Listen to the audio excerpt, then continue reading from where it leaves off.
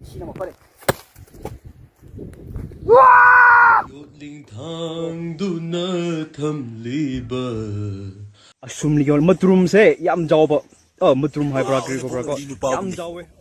Nupi mayum ni yahong inangalay bigan ho.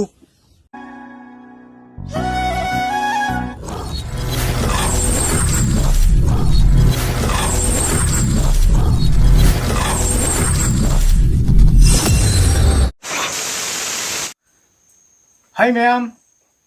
Memang sana tumir puna aji viewer sing aji subscriber sing bu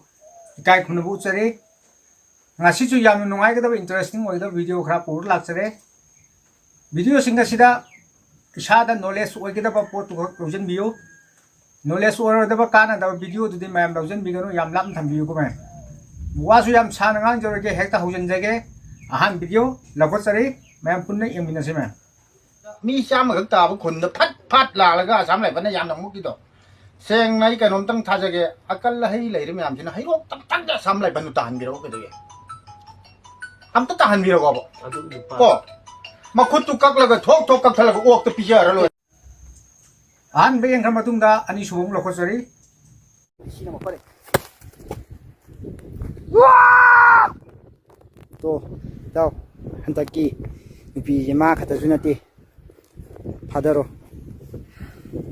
nungai taba kaisu khangan nupi bu ma khataro kaisu khalo no yare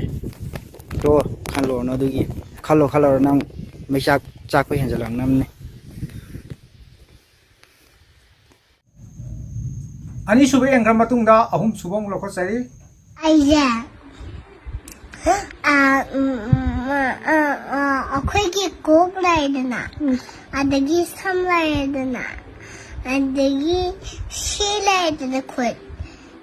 adagi ngak laidana, Kok sam lai mit hai ba habni adagi shi laidana, athi dang lai hai ba se hai sa hai ba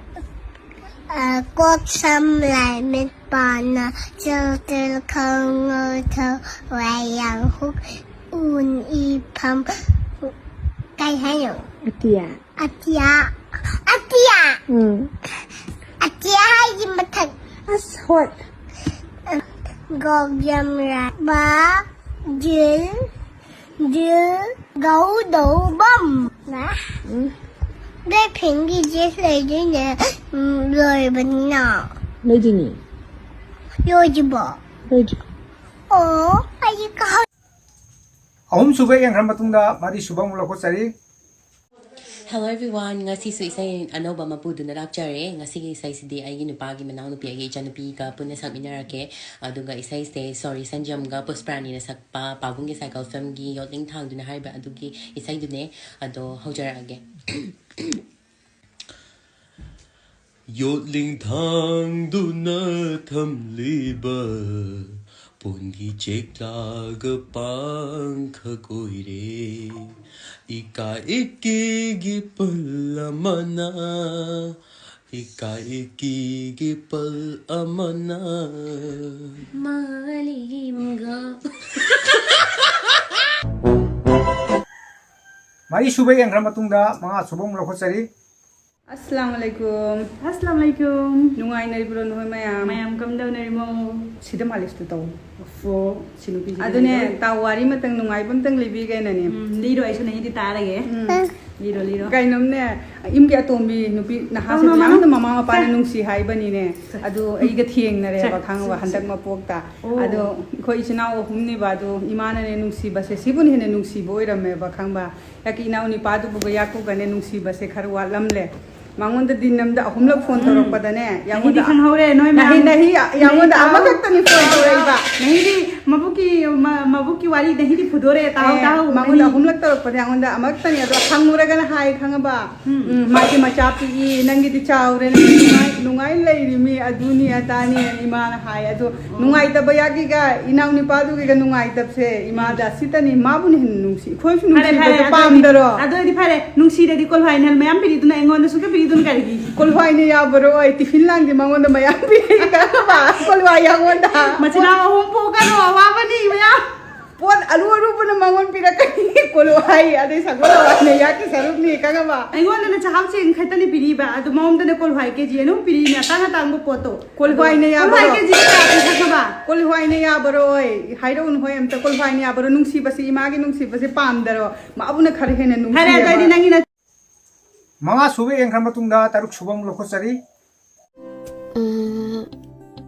मोई मुंगदुबु कमाई तौजानो अदुसु दाइदै संगे हाइरा होय मपागा मोय अनि खक लई हाबनी ओ निसादी जादे को ऐसे कई ओइना उगे बेमा आइबु नुपा म्यामगी पारीपुरीगी डिक्शनरी ओइना उब्रा अमदो चही क्या मुक्ति सुरमन्या नोय बाबागा लेंगादी ओइरंगनी ओ यामंगांगनी दुदे तरुक सुबे एंखर मतुंगा तारे सुबम लोखोचरी ꯑꯁꯨꯝꯂꯤꯒꯤ ꯃꯇ꯭ꯔꯨꯝꯁꯦ ꯌꯥꯝ ꯆꯥꯎꯕ ꯃꯇ꯭ꯔꯨꯝ ꯍꯥꯏꯕ꯭ꯔꯥ ꯀꯔꯤꯒꯣꯕ꯭ꯔꯥ ꯀꯣ ꯌꯥꯝ ꯆꯥꯎꯋꯦ ꯑꯗꯨ ꯈꯪꯗꯦ ꯑꯗꯨꯝ ꯀꯔꯤꯒꯣ ꯈꯪꯗ꯭ꯔꯦ ꯑꯗꯨ ꯃꯥꯒꯤ ꯄꯟꯁ ꯃꯇ꯭ꯔꯨꯝ ꯒꯣꯕ꯭ꯔꯥ ꯌꯥꯝ तारे सुबे एंखर मतुंगा निपान सुबम लोखोचरी नुपासिंगना ततना हंगबा क्वेश्चन अम लेबको नुपीसिंगना ख्वाइदे पाम्बा नुपा टाइप्स करमनो अदो आइगी सागी मक्ति नते तारगसु कमन ओइना नुपी ओइबनिना नुपी इहुज खंगबनिना आई हाइजरकेबा फोन वारी सानाबदा मक्तो ओइरगसु याम एडवाइस पीबा नुपासा नुपीने क्या पामदे कितांग फ्लटी ओइबा अदगिदी कितांग कई हाइनी लांगजबा हाइतारेको सुम्बा नुपासिना हेना नुपीना पामे अदुन दौगनो अदा तौगनो नंग अदु अदा अदुदा यामना हाइदि एडवाइस याम पीबसिदि वारी सानाबदसु अदुम बोरिंग चुबजानिदा हाइतारेको अंदगी फ्लटी हाइना नोइना बा फतबा मुखनिको अदुम मतबा जुम लैदनाको अदुम आंगांग मचा लोइनबदौना अदुम नुसिनागा लोइनबसा सुगुम्बसिना खर हेले दो मोइसे यामना दुम्बा नुपासिना मोयामना मु चुरुप थकपा इदेगिदि यु थकपगुम्बा खरदी ओइगल्लेबको अदु तारगसु मोइ थमोदि याम सेंगे चुरुप थकपा यु थकपसिंगसे मोइसे असें सेंबा वायाम ngangi अदुदुगा मोइगे हाइबबु निशा जागदि नुपि ngang jangba natte moidiko aduda soibe waneba नुपि ngang mataraktabagi duga निशा जादबा सिंगसिना मुतादि तारगसु खंगदे कनो मितु तोइना हाइ अदुनि निपान सुबे एंखर मतुंगा मापन सुबम लोखोचरी सुफत्रसु अखोइस सेलिब्रिटी ने अखोइस ने फोटो कंपटीशन अमदि रील्स तने हाउरबी ने हाउरबी सररे एस लिसन टू मी नोइना ने सेलिब्रिटी आइना ने celebrity please so many different you stupid मापन सुबे एंखर मतुंगा तारा सुबम लोखोचरी बरगी मिंगनों ꯑꯩ बनी कौवे मनी कोई सोमबरगी चिंखै कौवे ओ कइतंग वहांग अमनि हंगजबा यानि नको वहांग अमनि हंगजिको मयाम सने मथंग मथंग तरो करिदो ओगी सा संगी मतंग जिद कितंग खरा हेना नुंसिबि सा सिंग जिग ममिंग दो आबे सा हाइदि सा संदि याम नुंसिये सा संजे करम सा ने हेना खरा नुंसिगे हुई अमसु लई आई हुई नदी कितंग हेना पामे अखोइ सोमबरगी करम फोटो सु याउरी ओ फोटो दनु पोलसे अखोइ ब्रदर ने करम सा ने हेना नुंसिये सही करो नुंसि सा कावरे अखोइ सोमसे अखोइ थकत खिदना ने वहांग अमनि हंगै थकत अखोइ नुंसि सा दो कावरे हाइतारे अखोइ ब्रदर ने माना कावरि सा से खंगबि ब्रदर ꯑꯩꯁꯦ ꯍꯨꯏ ꯈꯛꯇꯗꯤ ꯅꯠꯇꯦꯕꯀꯣ ꯑꯇꯩ ꯑꯇꯩ ꯁꯥ ꯁꯟ ꯃꯌꯥꯝ ꯃꯃꯤꯡ ꯈꯪꯕꯤꯌꯦ ꯃꯃꯤꯡ ꯈꯔ ꯄꯟꯕꯤꯌꯨ ꯒꯙꯥꯁꯨ ꯅꯨꯡꯁꯤꯌꯦ ꯒꯙꯥ ꯒꯙꯥ ꯐꯣꯇꯣꯒꯨꯝꯕ ꯌꯥꯎꯕꯤꯒꯗꯤ ꯒꯙꯥꯗꯤ ꯐꯣꯇꯣꯒꯤ ꯀꯩꯁꯨ ꯃꯊꯧ ꯇꯥꯗꯦ ꯁꯤꯁꯦ ꯑꯩ ꯅꯥꯛꯇ ꯂꯦꯞꯄꯤꯁꯦ ꯁꯤꯁꯨ ꯒꯙꯥꯅꯦ ꯑꯦ ꯁꯤ ꯒꯙꯥꯅꯦ ꯑꯗꯨ ꯒꯙꯥ ꯈꯨꯈꯣꯡ ꯑꯝꯇ ꯈꯣꯡꯕꯤꯔꯣꯅꯦ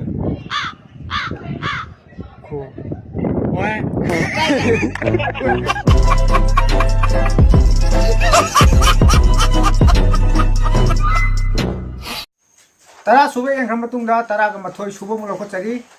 अदगी फ्राइडे दा पोपो मिसने मनुम याम कल्ले खंगब्रा मनुम खुकन नमा माना तौरिगे से चुम्मे मीने लालेगा हाइबगसे मान ओरने सौजलक्तोरिबा खंगब्रा फ्राइडे पोपो मिसिंग सिने कइनोम तो मसाजे याम फत्तेबा मसाजे पेट पा याम Nagle one Friday Poopó missing से ꯆꯤꯕꯦꯠꯅꯩꯌꯦꯕ ꯌꯥꯝꯅ ꯑꯗꯨꯒꯅꯦ ꯋꯥ ꯄꯥꯛ ꯉꯥꯡꯒꯟꯗꯦꯕ ꯃꯣꯏꯁꯦ ꯑꯗꯒꯤꯗꯤꯅꯦ ꯊꯥꯡꯖ ꯄꯣꯛꯄ ꯃꯤꯁꯤꯅꯅꯦ ꯈꯪꯕ ꯏꯃꯥ ꯏꯕꯦꯝ ꯏꯁꯧꯁꯦ ꯄꯨꯡꯂꯥꯡꯗ ꯂꯥꯡꯅꯤ ꯃꯊꯣꯡ ꯃꯔꯝ ꯈꯪꯗꯒꯤ ꯏꯁꯧꯁꯦ ꯄꯨꯡꯂꯥꯡꯗ ꯂꯥꯡꯅꯤ ꯑꯗꯨꯁꯨꯅꯦ ꯃꯁꯨ ꯃꯃꯥꯟꯅꯕ ꯃꯤꯇꯣꯞꯇꯗꯤ ꯇꯧꯔꯣꯏ ꯏꯃꯨꯡꯗ ꯏꯁꯧꯁꯦ ꯌꯥꯝ ꯂꯥꯡꯅꯤꯕ ꯑꯗꯒꯤ ꯃꯣꯏ ꯅꯨꯡꯁꯤꯖꯕ ꯃꯤꯁꯛꯁꯤꯗꯤꯅꯦ ꯁꯨꯛꯊꯨꯡ ꯊꯨꯡꯅꯔꯔꯣꯏ ꯑꯗꯨꯝ ꯀꯥꯏꯅꯅꯤ ꯈꯪꯉꯕ꯭ꯔꯥ ꯑꯗꯨꯒ ꯃꯣꯏꯅ ꯄꯥꯝꯗꯕ ꯄꯣꯠꯁꯤꯅꯦ ꯃꯣꯏꯅ ꯊꯨꯡꯗꯣꯏꯁꯦ ꯈꯪꯉꯕ꯭ꯔꯥ ꯍꯧꯖꯤꯛ ꯀꯟꯅ ꯅꯣꯡꯁꯨ ꯆꯨꯔꯤ ꯃꯌꯥꯝ ꯍꯥꯏꯕꯗꯤ ꯑꯩꯒꯤ ꯃꯥꯏꯀ꯭ꯔꯣꯐꯣꯟꯁꯨ ꯌꯥꯎꯗꯕꯅꯤꯅ ꯚꯣꯏꯁ ꯈꯔ ꯁꯦꯡꯗ꯭ꯔꯒꯁꯨ ꯃꯌꯥꯝꯅ ꯉꯥꯛꯄꯤꯒꯅꯤ 12 ꯁꯨꯕ ꯌꯦꯡꯈ꯭ꯔ ꯃꯇꯨꯡꯗ 12 ꯁꯨꯕ ꯑꯃ ꯌꯦꯡꯃꯤꯟꯅꯁꯤ ꯇꯨꯝꯃꯨꯔꯒꯦ ꯑꯩ ꯇꯨꯝꯃꯨꯔꯅꯤ ꯋꯥꯊꯤ ꯌꯥꯝ ꯉꯥꯡ ꯑꯩꯗꯤ ꯇꯨꯝꯕ ꯆꯠꯂꯦ ꯑꯩ 12 ꯁꯨꯕ ꯌꯦꯡꯈ꯭ꯔ ꯃꯇꯨꯡꯗ 13 ꯁꯨꯕ ꯑꯃꯨꯛ ꯂꯧꯈꯠꯆꯔꯤ ꯆꯥꯅꯤꯡꯉꯤ ꯆꯧ ꯆꯥꯅꯤꯡꯉꯤ ꯈꯤꯇꯪ ꯆꯥꯅꯤꯡꯗꯦꯗꯣ ꯇꯧꯔꯣꯔꯣ 모모 짜링하거나 나와다 하유네 기땅 짜링들어가수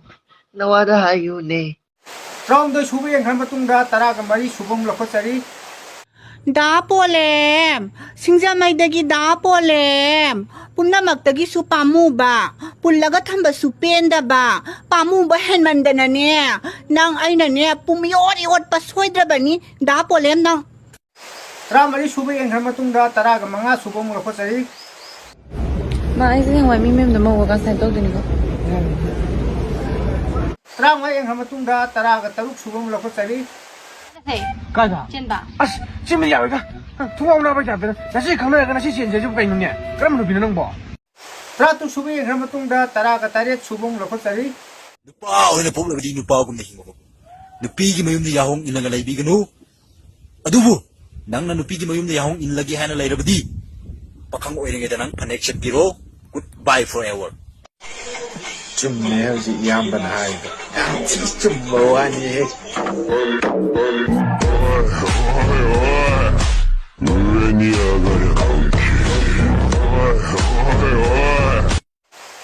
Terakhir suba yengkhra matungda 19 suba amuk lawkhatchari maya chanua nang chin jaw ganu moina tawrakadaba tudine adum tawrakadaba leire nang chin jaw ganu nang chin jaw ganu nang chin jaw ganu nang chin jaw ganu nang chin jaw ganu nang chin jaw ganu maya chanu nang chin jaw ganu nang chin jaw ganu moi maya chanu nang dawna ne achumba ngang bcd khangaba hojiki matamda apangbi angaubi tarabani apangbi angaubi tarabani tumi leyu maya chanu nang tumi leyu hojik matam se mayam achumba bunga ngaba mayam angaubi apangbi heta tarabani mayam hojiki matamda 13 suba yengkhra matungda 18 suba amuk lawkhatchari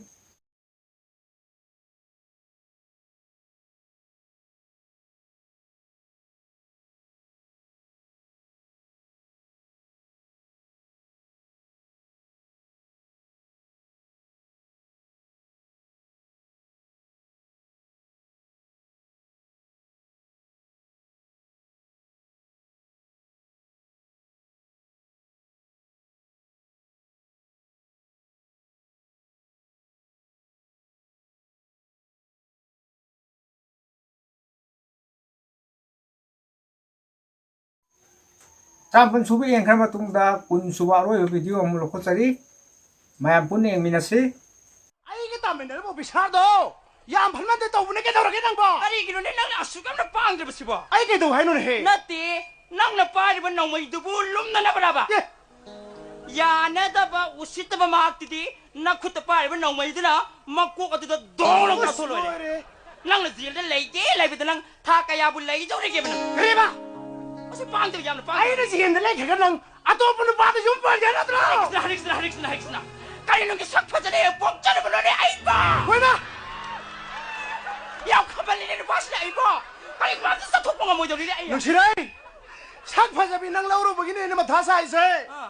아이나 양 시부시 그래수 제나 불라이 그래수 낭나 또분은 봐도 좀 빨리네 칼롭다이 또 보면 또 강디에 원낭대 아이 상인가이 아이 루민가이 노무노무기네 나마나마 신식이 미력지 노무대 뜬 놈가 머리 때문에 강아봐 낭게 그다 까리 강대 미하 때하루 루떡겠다우 빠이 10 suba aroiba yengkhra matungda video swai loisinjarage video jahubudi loibo yengbiro mayamna nungairagadi like amon tobiramo aduga aigi channel asida anoba chambirakpa isina yauragadi subscribe amon tobiramo mathangsu video nungai pura laksage adu phodi mayam ngaibiramo okay bye bye